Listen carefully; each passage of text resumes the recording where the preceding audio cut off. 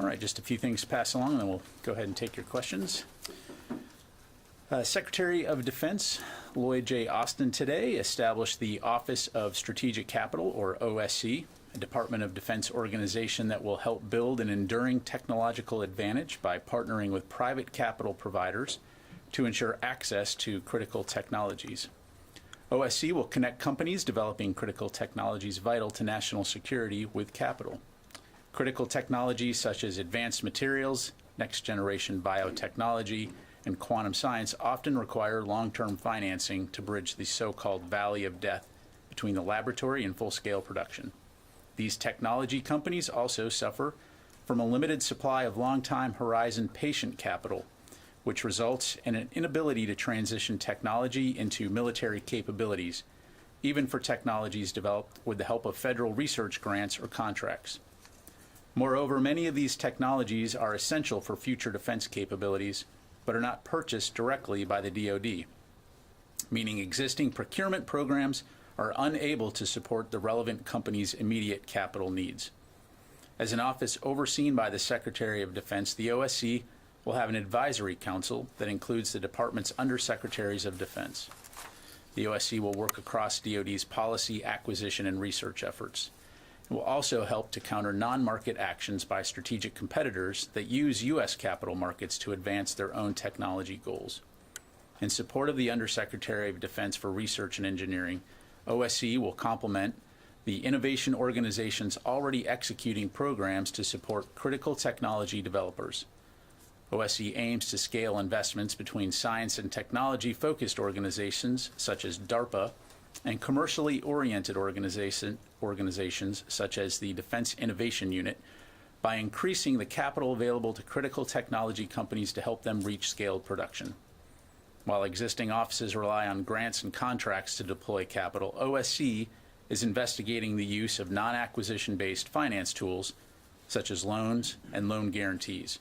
For example, a number of other federal agencies use credit programs to participate in capital markets through loans, loan guarantees, development funds, and other tools. We'll be posting a press release on defense.gov with further details on the OSC, and we'll have additional information to announce regarding this initiative on Saturday during the Reagan National Defense Forum. Tomorrow, as previously mentioned, Secretary Austin will depart for Palmdale, California to participate in the unveiling of the U.S. Air Force's newest strategic deterrent, the B-21 Raider, and then on Saturday he'll deliver the keynote address at the Reagan National Defense Forum at the Ronald Reagan Presidential Library in Simi Valley. And finally, I want to acknowledge the Senate confirmation yesterday of Robert Storch as the Department of Defense Inspector General. This is excellent news for the department and a critically important mission, and we appreciate the Senate's efforts. And with that, I'll take your questions. We'll start with AP, Lita Baldor. Thanks, Pat. Can you bring us up to date on any the results of any conversations that Secretary has had or other DoD leaders have had with their Turkish counterparts? Have there been any assurances provided to DoD that there will be no longer any strikes in the vicinity of U.S. service members? Can you just bring us up to date on where that stands? Thanks, Lita. I don't have anything to provide beyond the readout that we issued last night. I'm not going to speak for the Turkish government. As the readout mentioned, Secretary Austin relayed the department's strong opposition to any potential ground invasion in northern Syria. And again, the focus here is on enabling and ensuring that the Defeat ISIS mission can continue unimpeded and to prevent potential instability in that region. Yep, go ahead, Wafa. So when Turkey started its airstrikes and then threatened the safety of U.S. personnel in Syria, it looks like the deconfliction line wasn't where it should be. So is this what led to the phone call with between Secretary Austin and his counterpart? And does Secretary Austin feel confident that this line, the confliction line, is being reinstated after this phone call? Yeah, so first of all, as a NATO ally and a close partner with the United States, we always have regular communication with Turkey. And so in the case of the phone call, the Secretary wanted to call to relay his condolences for the deaths that we saw in Turkey, but then also to address what we've seen in open press reporting in terms of a potential ground invasion into northern Syria. And so the focus here is, from a United States standpoint, on ensuring that terrorist organizations like ISIS cannot reconstitute. We've obviously made a lot of progress toward that end since they first originated, en masse back in 2014, and we don't want to see that progress be wasted. Still have a lot more work to do on that front. So that was the origination of the phone call. Thank you. Okay, Janie. Thank you. I have two questions. You might know that several Chinese and Russian military aircraft recently invaded Cadiz, Korea's air defense identification zone, and South Korea. And ROK Air Force took sortie in response. So what do you think are the intentions of China and Russia, which frequently invade? Yeah, thanks, Janie. So I don't want to speak for China and Russia. Certainly, we are aware of the joint Russian-Chinese flight. In terms of the Republic of Korea's response, I'd refer you to them to answer, for themselves. But beyond that, I don't have any additional information to provide. Second question, it has been reported that China is conducting chemical warfare training in preparation for crisis on the Korean Peninsula. So, do you know, how can you see the Chinese suspicious movement? Yeah, I don't have any information on that. Thank you. Okay. I refer you to China. I'm assuming that China conducts a wide variety of military training, but in terms of chemical warfare training, I'm not aware of anything in that regard, but I don't have anything further. Not concerned about the chemical warfare research. I don't have any China and further North information. Korea getting together. Thanks, Janie. Let me go to David in the back. Does the Secretary have any reaction to this threat by some of the Republican members of the Senate to hold up the NDAA if the vaccine mandate isn't rescinded? Yeah, thanks, David. So what I would tell you is, as a warfighting organization, the health and readiness of our force is paramount, and vaccination for COVID is still a requirement. But in terms of discussing proposed or pending legislation, I'm not going to be able to provide a comment on that, and won't have anything further to provide. Thank you. Health is paramount, so do not lift the vaccine mandate. The vaccine mandate is currently in effect. Thank you. Yeah. Following up on David, are there plans to do that in the future to potentially put an end to the vaccine mandate? Again, the vaccine mandate is currently in effect, and I'm not going to talk about pending or proposed legislation or speculate on future potential outcomes. And dropping it, you said it would have an effect on military readiness and the health. I just wanted to hear more on the reasoning. Well, again, broadly speaking, from a Department of Defense standpoint, we are a warfighting organization, so the health and readiness of our force is always going to be paramount to ensure that our forces are ready and able to conduct their mission. So vaccinations, whether it's COVID, influenza, anthrax, those kinds of things, we're going to ensure that our forces are properly vaccinated to be able to carry out their wartime mission. Thank you. Has had an impact on recruitment? We're talking about COVID mandate. I don't have anything further on that. Certainly, we continue to look broadly at how we can recruit and how we can attract recruits, but I'm not going to get into whether or not there's a correlation or not. Okay, let me go to the phones here. Heather from USNI. Thanks so much. On the vaccine mandate, is there any plans to expand it to the booster shots that are either the bivalent one or any, I guess, the first booster shot available? And then on recruitment, I know one of the biggest concerns right now is eligibility. Does the Department of Defense have any plans to try to address eligibility of young Americans? Yeah, thanks, Heather. So I heard your first question. I'll come back to your first one, your last question, rather. I'll come back to your first one because it wasn't really clear. In terms of recruitment, as you know, we're looking at a wide variety of approaches.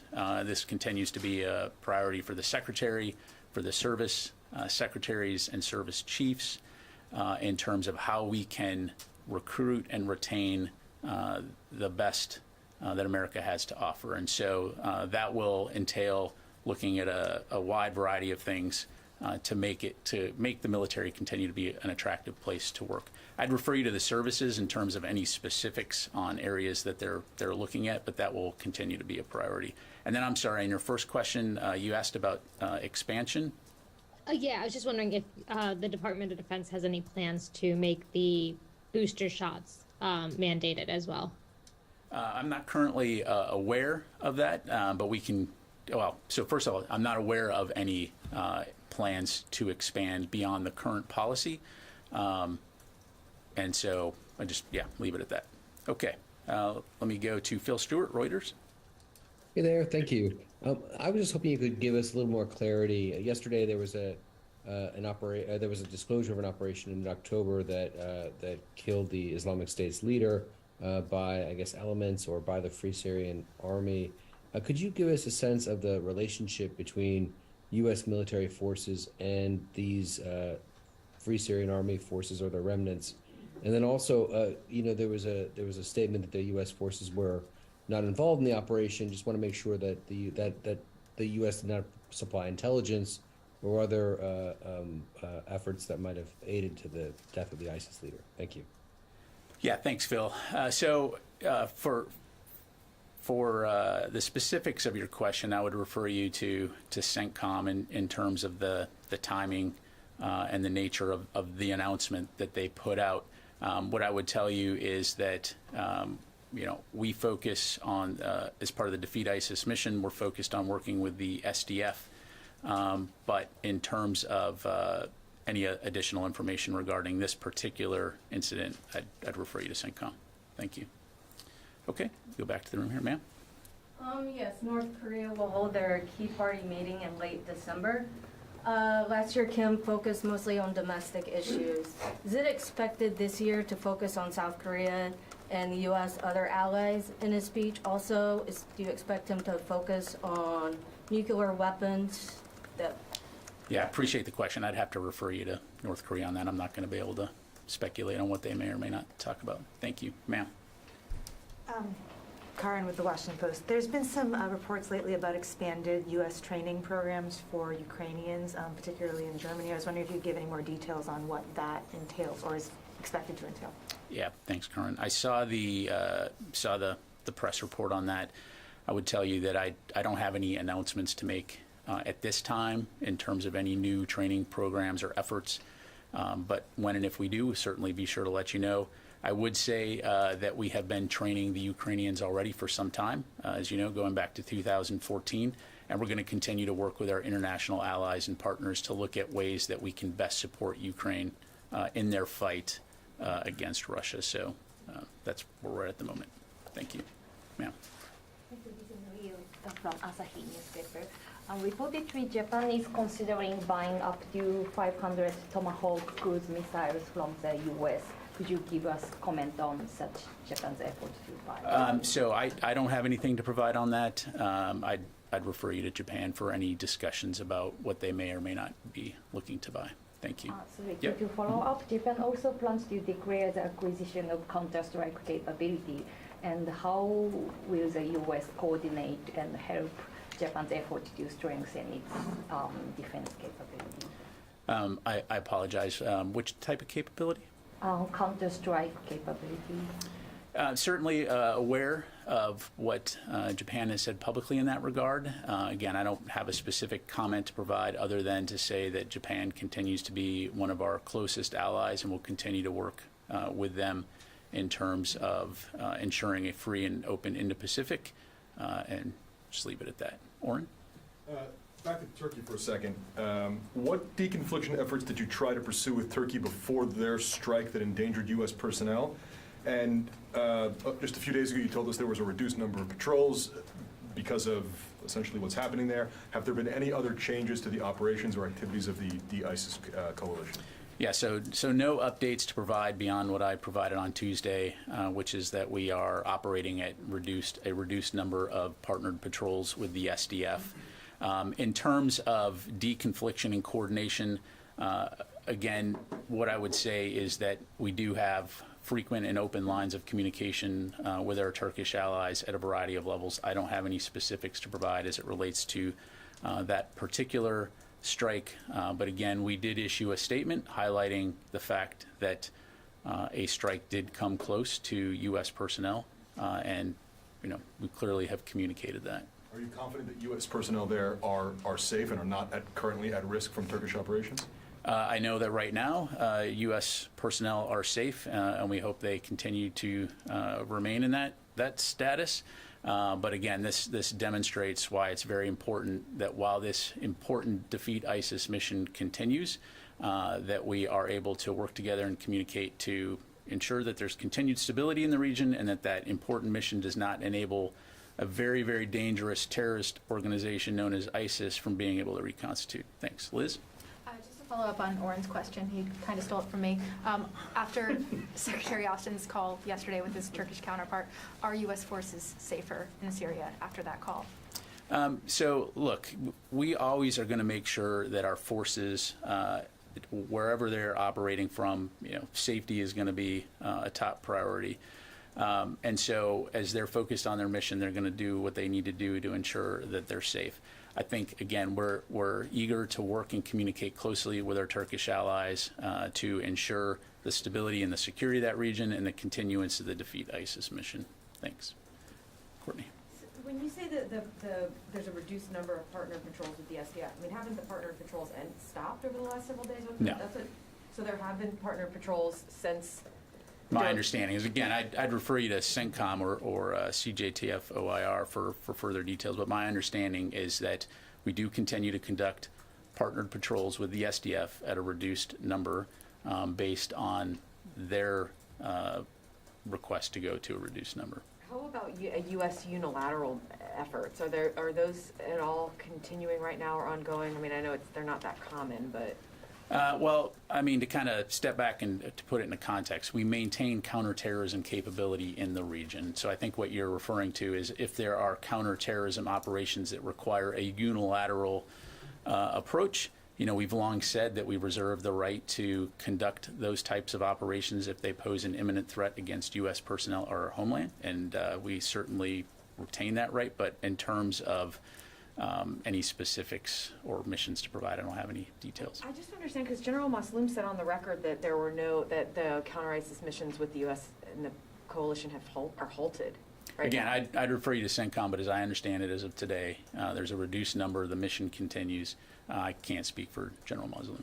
Just one more, the mission continues in Iraq. There's no question about that. So the overall mission continues. But as far as actually things in Syria, that's what General Masloum My understanding is that the mission continues in Syria. And then one on vaccines. I'm just curious, just given the fact that there are members on the Hill who have a very real ability to stop the NDAA from moving forward. I mean, they have the capability of doing that. I'm wondering if there is if the Secretary is considering at all even reviewing the vaccine mandate. Not that he's made a decision or anything like that, but is there even a consideration to review the mandate given the fact that COVID illnesses and deaths are down, people aren't wearing masks? I mean, there have been changes in COVID protocols, so. Yeah, no, I appreciate the question, Courtney. What I would say again is, the department is operating off of current policy, which is that COVID vaccinations are required. And I'm just not going to get into hypotheticals about proposed or pending legislation or speculate on potential outcomes. They're not hypothetical, I'm asking currently. And this is the last question because I got to move on. Is the Secretary currently even reviewing the policy? Again, I'm not going to get into talking about what we may or may not be doing as a result of legislation that may or may not be coming. So again, currently the policy is that COVID vaccinations are mandated, and that is the requirement. Thank you. Sir, Mike. Yes, sir. The Reagan Foundation came out with a survey saying that fewer than half of Americans have a great deal of trust and confidence in the military, blaming these perceptions of overt politicization among Pentagon leadership.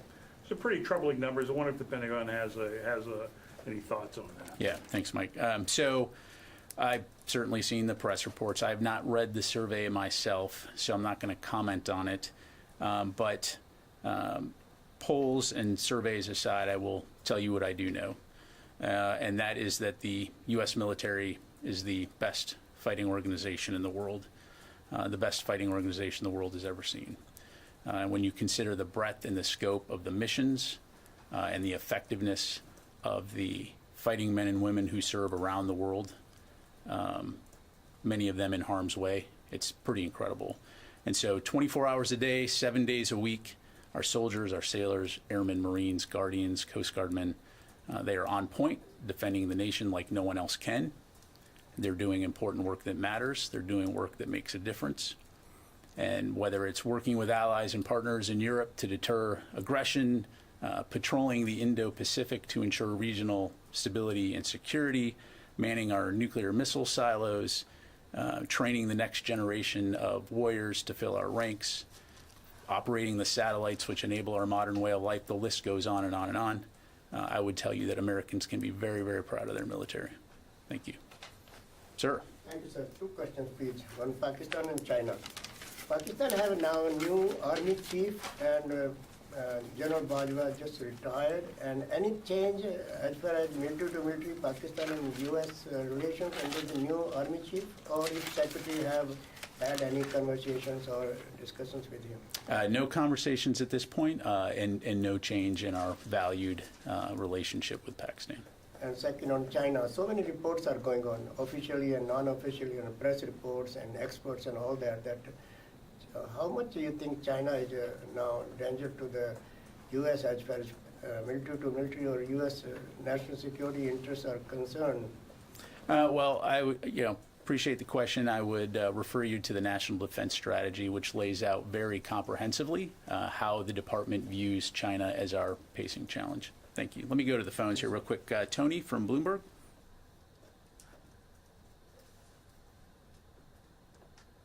Tony, are you there? All right, we'll come back. Nick from PBS. Hey, Pat. Sorry. Thank you very much. I want to go back to Turkey, but ask it a little differently. General Mazloum, to me and to others, have asked for a more robust condemnation of Turkish attacks and a more robust defense of the SDF. So do you think that you have delivered a strong enough message to Turkey? Do you acknowledge SDF concerns today? And do you believe that the Turks have heard your message? Thanks. Thanks, Nick. So again, what I would say is our focus is on the Defeat ISIS mission. And we certainly value our very strong, enduring, and long alliance with Turkey. And we also value the partnership that we've shared with the SDF since the beginning of the counter-ISIS campaign, now known as the Defeat ISIS mission. When you look at what the SDF did and continues to do in terms of preventing the reconstitution of, again, a very dangerous terrorist group, ISIS, it is something that that we should all be very thankful for, and we look forward to continuing to work with them in that regard. As I've said in the statement that we put out last week, we certainly do recognize Turkey's valid security concerns when it comes to protecting their people inside their borders, and we will continue to communicate with Turkey. And we'll continue to communicate and work with the SDF. But again, the focus here is on preventing a destabilizing situation, which would put ISIS in an ability to reconstitute, and no one wants to go back to what we saw in 2014 with terrorist group running amok and taking large swaths of land with thousands and thousands of people killed. Thank you. All right, Wafa. On Turkey. So you're talking about a situation, stabilization situation. Do you have concerns that Iran and its proxies may take advantage of this situation on the ground in Syria and Iraq? Do you have indication that it might do something? Well, I mean, without speculating about potential moves by Iran, we certainly have seen the destabilizing activities by Iranian-sponsored groups in places like Syria, and you know, if you've been following this story long enough, you know that Syria continues to be a very dynamic environment, which is why it's incredibly important to keep the pressure on ISIS to prevent them from reconstituting. Thank you, sir. Just a question about about Congress. Secretary Austin said that DoD's top line could be reduced below the president's request if Congress goes forward with operating under a continuing resolution.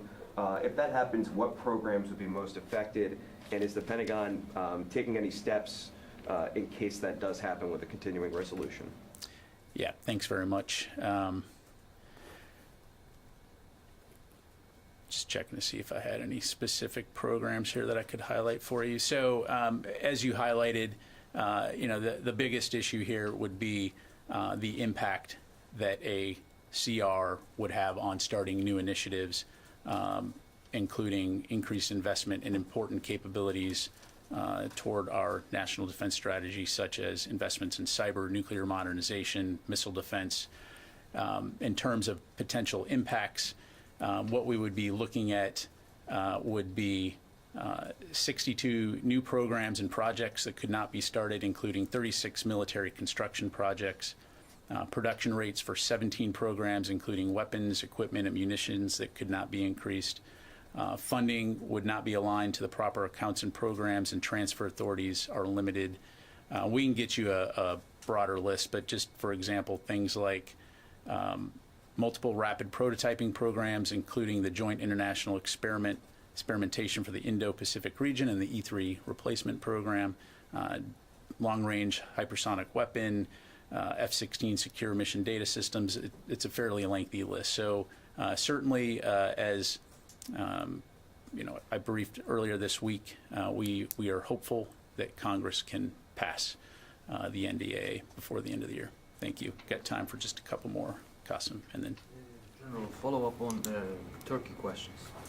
So Turkey has launched almost 5 operations inside Syria, and currently Turkish military has secured like 3 large swaths of territory. And it's what makes you think that a Turkish operation inside Syria would destabilize the conditions down there? Because that appears that that's your implication. Yeah, thanks, Qasim. So again, you know very well the situation on the ground there and the history of the friction between Turkey and the SDF. And so again, we want to call on both of our partners in this case to de-escalate so that we can continue to stay focused on the Defeat ISIS mission. You know, a terrorist crossed into Turkish border from Syria and then conduct an attack.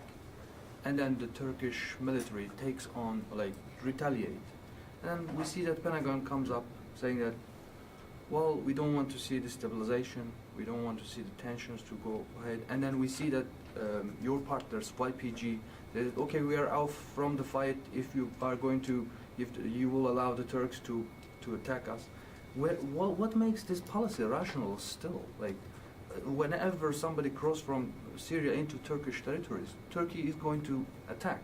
And then it doesn't matter if there is a U.S. force, U.S. troop around the area or not. We have seen before, like the U.S. forces were there. And now, again, U.S. forces were there, Turks launched an operation. So what makes the U.S. strategy in Syria still to be viable and useful? Yeah, thanks. Well, again, nobody's arguing about Turkey's legitimate concerns and Turkey's legitimate authority to go after terrorists that target its people. What we're talking about here is ensuring that we can continue to keep the Defeat ISIS mission going without destabilizing the region, which we believe that a ground invasion would result in. So again, we'll continue to communicate closely with our Turkish allies, but you know, I'll leave it at that. Let me go to Louis, and then one last question. Thank you. One quick one. There was a near-miss collision was nearly averted, or was averted on Tuesday in San Diego Bay. involving 2 U.S. Navy ships. Do you have anything on that? And I understand the Navy's investigating it, but are you taking a broader look at it to see safety issues? Yeah, thanks, Louis. So what I can tell you is that the USS Mommsen and USS Harper's Ferry were transiting opposite directions in San Diego Bay yesterday, or November 29th, rather. They were in close vicinity. Both ships maintained communication and maneuvered to ensure that they were safe in the channel. There were no injuries or damage to the ships as a result of those maneuvers, but as you highlight, I believe the Navy is investigating this, so I'd refer you to them for any further information. And the other topic I was going to ask you about is the OSC that you just announced today. What triggered the creation of this, particularly for Secretary Austin? Or is this something that had been happening before, or is this something that he felt was necessary to get beyond this valley of death, as you call it? Sure. So first of all, it's the capability that the OSC will provide is not something that's unique per se within the U.S. government. You have other agencies that have employed this capability.